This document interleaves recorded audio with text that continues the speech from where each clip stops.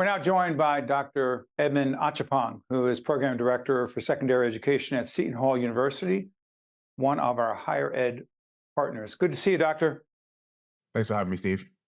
So tell us exactly what hip hop education is. By the way, hip hop, I was just told by Usami, our producer, 50 years, celebrating 50 years of hip. How do we mark that?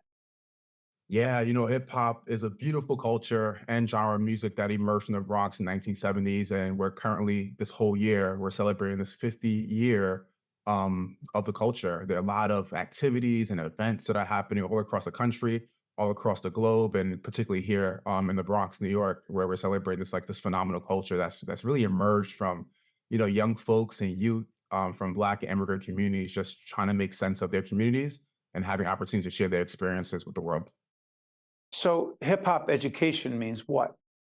Well, hip hop education is the merging of hip hop culture and within educational contexts and spaces. When we think about traditional teaching and learning and traditional educational spaces, we recognize that, education can often be Eurocentric and aligned to Eurocentric values.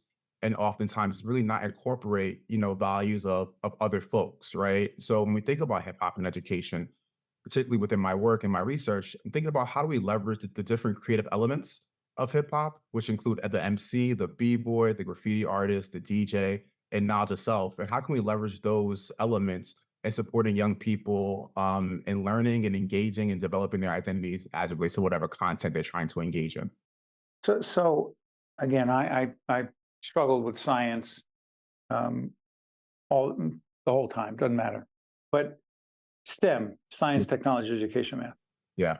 So it's so interesting. Only 34% of Black students complete STEM degrees, compared to 58% of white students. So when it comes to hip hop education, pedagogy, if you will, I think you told our producers that breakdancing can be used to teach different states of matter. Yeah. Huh? I didn't understand it the first time. I might be able to understand it now. Please help us, Professor. Yeah, when we think about hip hop, a lot of us see hip hop as a genre of music, which it is, right? But I want folks to recognize that hip hop is a very nuanced and beautiful culture. So when we talk about breakdancing in particular, we see hip hop dances and hip hop dancers maybe at concerts, at events.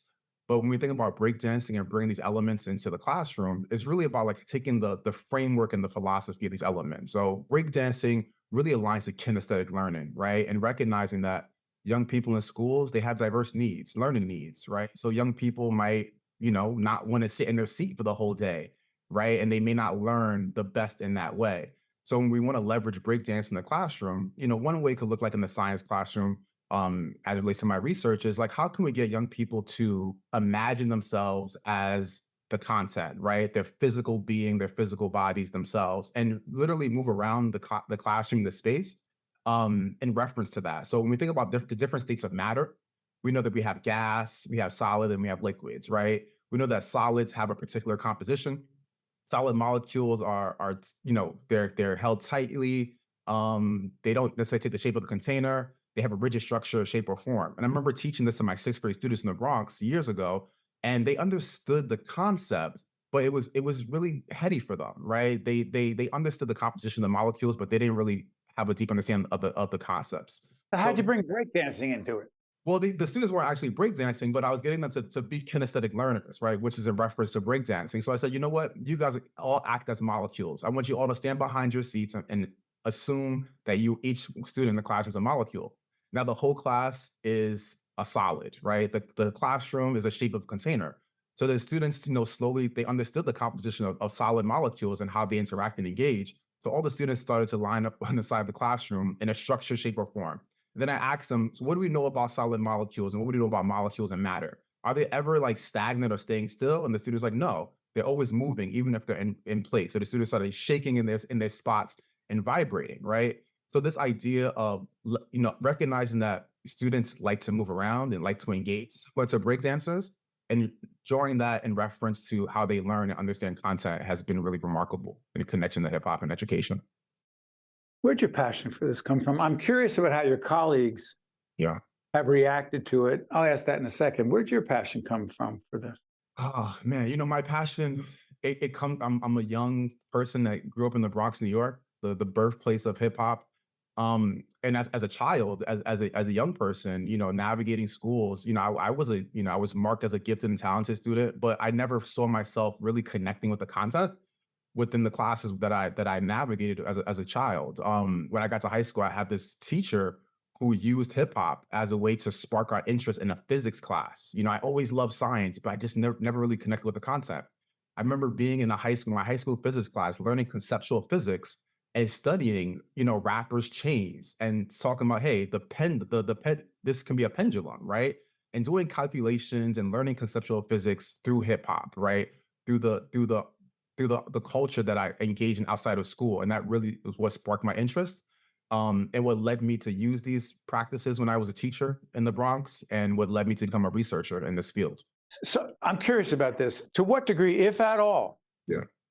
Doctor, is race relevant here? Meaning, your experience, the experience of many African-American students in urban communities, not the same, but there are obviously certain similarities.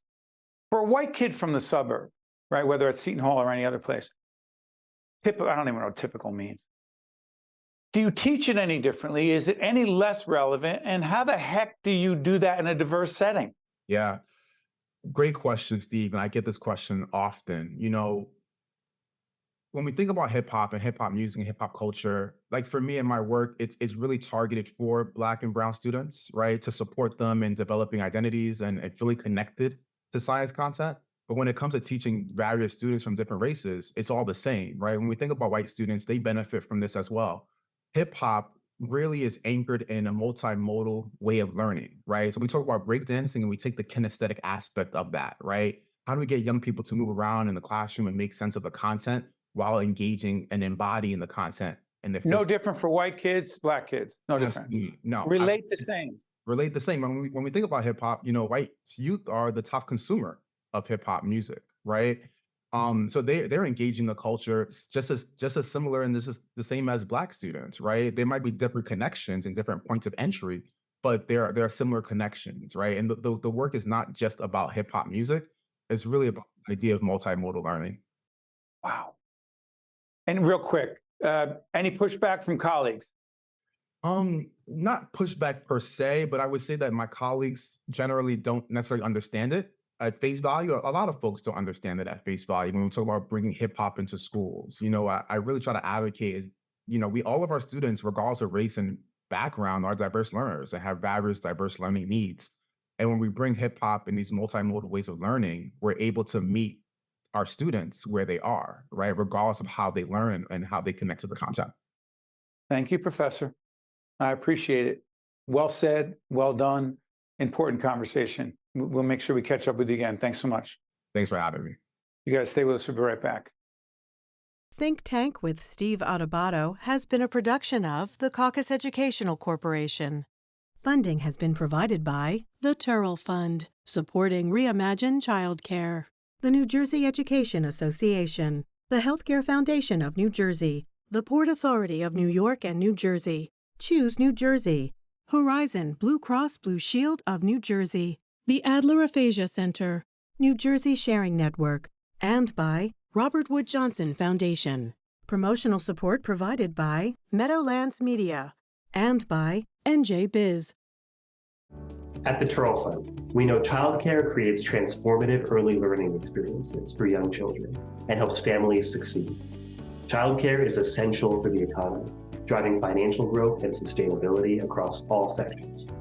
The Turrell Fund envisions a New Jersey in which every infant and toddler has access to high-quality, affordable childcare in order to grow, develop, and thrive.